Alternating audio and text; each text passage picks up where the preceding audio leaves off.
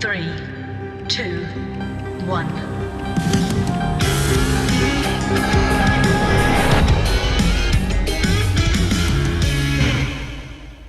My talk title is, Isn't It Spooky?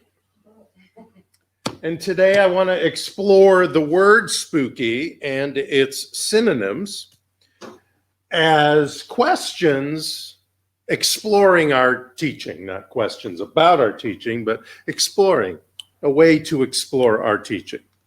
So firstly, the question I want to ask is, isn't it unearthly? And Rumi says, out beyond ideas of wrongdoing and right doing, there is a field. I'll meet you there, he says. When the soul lies down in that grass, the world is too full to talk about ideas, language, even the phrase each other doesn't make sense. He's talking about this place of pure energy, of pure love, of oneness that is so powerful that no duality of thought can be had or lived. And we'll all eventually meet there. And I'm not talking about just when we die, because we can meet there anytime when we connect to the energy of the divine, when we take the moment together, as we did earlier in the service. We were stepping in, we were communing with the divine together. And that energy is felt not only here, but out there and within each other, and unknowingly to even people out driving by.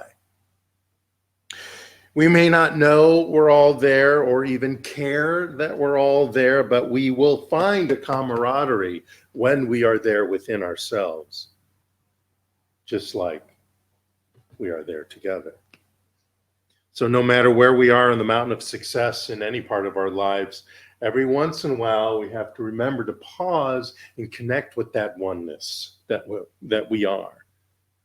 And remind ourselves that we are living an experience as spiritual beings acting in a human experience, accentuated by a never-ending divine communion. Never-ending. It's constantly expanding. And as we commune with it, we constantly expand ourselves and each other. And of course, spirit, because like I said earlier, spirit experiences life through us individually. We must intentionally rise to a meeting point out beyond this living stuff. It's a place where we can meet as visionaries, as evolutionists, and individuations of spirit. And I don't mean evolutionists like the theory of evolution. I mean to evolve not only ourselves, but our whole species. It's a place beyond this planet. It's a place beyond the brain, beyond this physical world. It's beyond the beyond, actually. It's unearthly, where we lie in a field of infinite possibilities, surrounded by an energy of love and peace, appreciation and gratitude, and we are empowered in this moment, especially because we are intentionally there by creation itself. We're always empowered by creation, but when we connect and commune with it, that power gets accentuated. Now, secondly, I want to ask this: isn't it haunting? Of course, we're speaking about spooky things, so let's go into the Bible a little bit.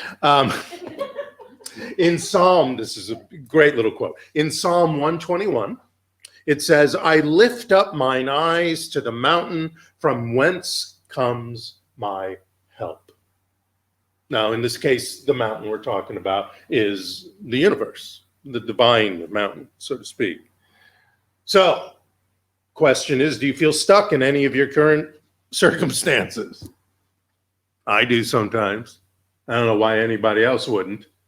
I'm not special in that way. We all do in one way or another. It feels like we're haunted by versions of some past junk, past stories or thoughts or deeds, and they're seeking to take control of the now. That's haunting. It's scary. It's spooky. There's a story about a samurai warrior whose name was Cain. And he first came to California from Tokyo and brought his new wife, the beautiful Ishi. She was an ideal wife, gentle, attentive, and a wonderful cook. I did not write this story, so let's not talk about their description of ideal wife. Cain was the envy of his new neighbors, but he was a proud man. He was a proud man. You could change that word proud to many other things as you hear this story. When a wealthy family moved into the neighborhood, Cain cast his eye upon their lovely daughter Aiko and desired her. In his mind, Ishi was second best, so Cain plotted to rid himself of his wife so he could woo and win the fair Aiko. And on a stormy night, on the way home from a great banquet, Cain pushed Ishi over the cliff and into the bay.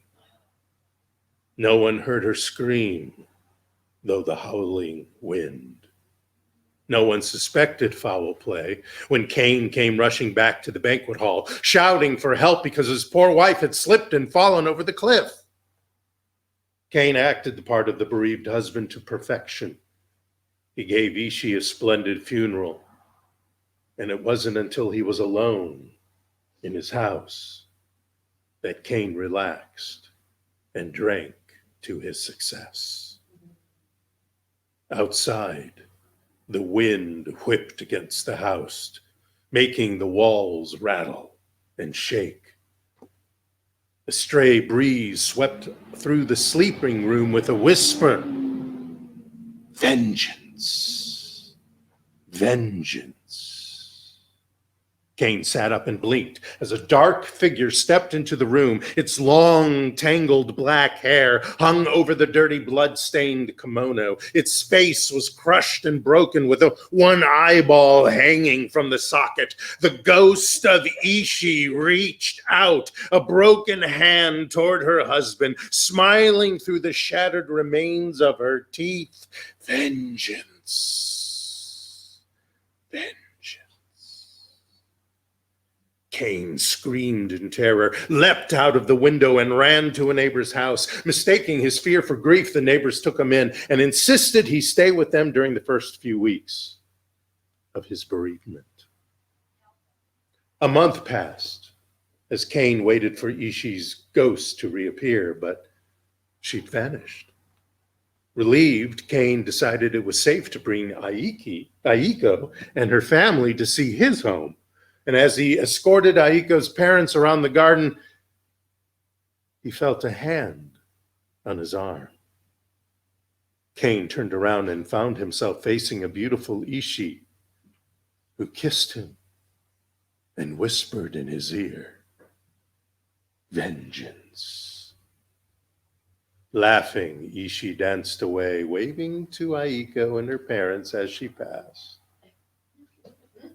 Fearing that Aiko might end the betrothal, Cain pressed forward with his suit, arranging for a grand engagement feast to prove his devotion. Friends, neighbors, and family came to the banquet hall to laugh and toast over food and wine. Cain was very pleased with his success. But when he looked across the hall, he saw the ghost of the beautiful young Ishi walking into the room and standing demurely in the corner.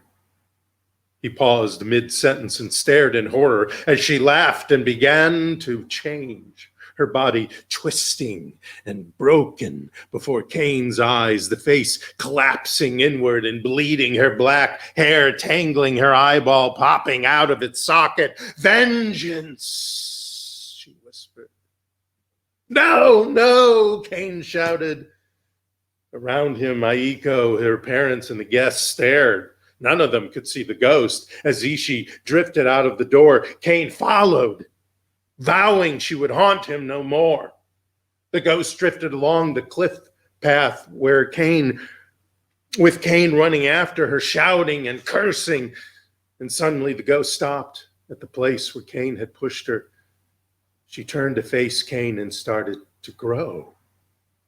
Her crushed body, bloody and dirty, her eyeballs swaying, her shattering teeth gleaming in the moonlight. "Vengeance!" she screamed and lunged at Cain. And the samurai stepped backward, face contorting in fear. His foot slipped suddenly on the loose earth, and he plunged backward over the edge of the cliff, his body fatally smashing into the rocks far below. The same night, another terrible storm beat against Cain's house. Lightning hit the roof, and the house burned to the ground. Neighbors claimed they could hear a voice in the wind saying one word over and over and over: vengeance. Those thoughts, those deeds, those stories took over Cain's present thoughts, right? He became very paranoid. His focus brought images and experiences both disturbing, haunting, and murderous. Now, I bring you this tale not so much about a murderer and his narcissistic ways and all the other failures of character, you might say, that Cain had, but as someone focused on the constant want.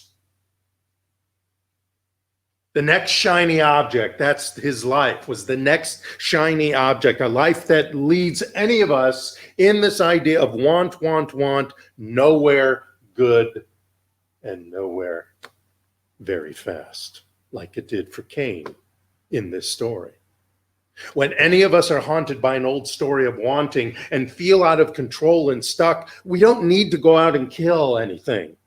We don't even need to go out and kill that old story. We need to replace it with focusing on what it is we want to reveal. We have the power to move beyond this haunting that shows up in our lives when these old stories show up. The stuckness, you might say, by metaphorically looking up and remembering that each of us is spirit in form and completely, totally, and perfectly always supported by and as spirit.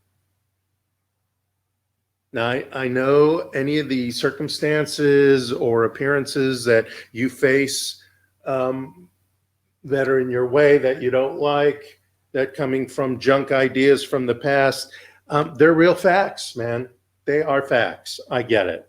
But I also know that the true reality, that spirit and our communion with it, is greater and more powerful, more real, and can and will resolve these appearances of separation, these pains of the hurts that results from any fear and anger that has happened in the change of living a wanting life to living a having life.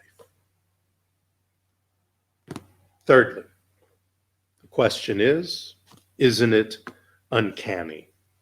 For that, I go to Thomas Troward from his fabulous book, Creative Process in the Individual, where he says, what we shall eventually attain is not what we merely wish, but what we regard as normal. What is it you want to be normal in your life? You know, appearances and conditions are always going to come up. Something is going to manifest from some old story that we haven't replaced yet.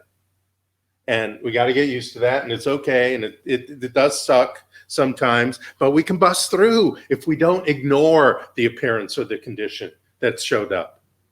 We must, as the Bible says, we must walk through the valley of the shadow of various yucky or scary things. I don't think it says that in the Bible, but something like it. We must walk through the valley of the shadow of various yucky or scary things, not around it. Face it, name it, vent about it maybe if you have to for a short bit of time, but then allow the infinite within, that divine intelligence, this power that we talk about that's behind me all here, written in words, allow that infinite within to to inform and guide us through the path that we need to take through it, resurrecting the greater knowledge by revealing the divinity within, and ascending to the best knowing and the best doing that we can, and establish a new normal. Establish a new normal, an optimized habit, you might say, free of limitation, free of pain, hate, want, or hesitation. Fourthly, isn't it eerie? Oscar Wilde said, "A mask tells us more than a face." So this weekend we celebrate a time of belief that the veil between the world and the other world, or whatever that may be called, is thin or has dissolved. Halloween, of course, today. There is one tomorrow called Samhain, All Souls Day, Dia de Muertos, that Steve talked about and sang about, are all considered threshold days. I find that very interesting. Days to remove the masks of wannabes and show the face of divine beings. We all wear these masks sometimes, not all the time, but we all wear these masks to hide, to protect. And this is the time when we get together in this supposedly spooky holidays, when the heavens, as is described in these holidays, opens up, and we can remove those masks and become our authentic selves. Now, Samhain is Gaelic. It's a ancient Gaelic holiday. It means summer's end, and it celebrates the end of the harvest. And it was like a New Year's party back in ancient days, signaling a time of both death and rebirth. Death, removal of the mask, and rebirth, the showing of our authentic selves. The Encyclopedia Britannica notes that during this fiery festival, because there's all kinds of fire things going on, the world of the gods was believed to be made visible to humankind. Samhain is also where the tricks in Trick or Treat comes from, actually, and costume-wearing monsters and bonfires were first introduced. So all those are ancient things that we do now during Halloween. Steve talked about and sung about Dia de Muertos, which is a Mexican holiday from Spain, actually, Day of the Dead. You probably saw it illustrated in movies like Coco, and beautiful movie, Coco. There's one called The Book of Life, and there's one called Hasta Luego. It's a sacred, joyous time about connecting with loved ones who have passed, but it's also a sacred time of digging into the powerful ancient wisdom of love and prayer, and the appreciation of loving times that we have had and that we will have. Now, all these may seem eerie, but they symbolize a ritual of connection, a removing of the masks of deception and the needs of protection that is truly unnecessary, really. We can move past the old world of the scary monsters of appearances and conditions into honoring and living the truth, the universal, powerful truth full of ideas of having, prospering, and healing. There's a gentleman named Charles de Foucauld. He was a Catholic priest in the late 1900s, early 20th century, and he said this: "Faith strips the mask from the world and renders meaningless such words as anxiety, danger, and fear.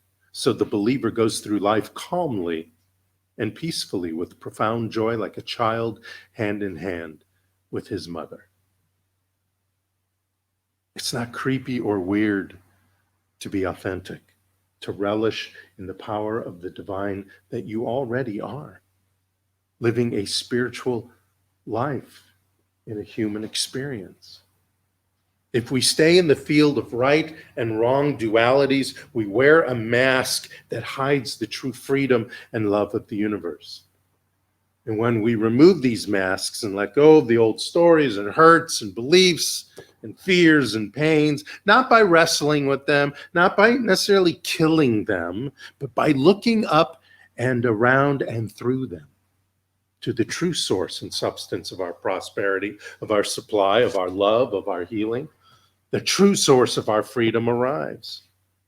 And as we transcend appearances and step away from those facts, the thresholds of the truth open up, and we follow the path of an enlightened individual. Now, this is very interesting considering the what we read out of the Science of Mind book, because of the quote that I'm using from Ernest Holmes, which says, we cannot be in peace until we know that the spirit is the only cause, medium, and effect in our lives. There is no past, present, and future to it. Evil has no history and has never entered into the being or the experience of reality. And that's reality with the big R. Reality that is true. Reality that is universal. Not that reality thing we call the facts in our lives. Evil has no history and has never entered into the being or the experience of the divine, of God, of spirit, of the power and presence, the divine intelligence, the divine love that is within you right here and right now, ready for you. Isn't that spooky? All that power that is there for you, isn't that spooky? Yes, it is. Spooky good. Thank you so much. Namaste.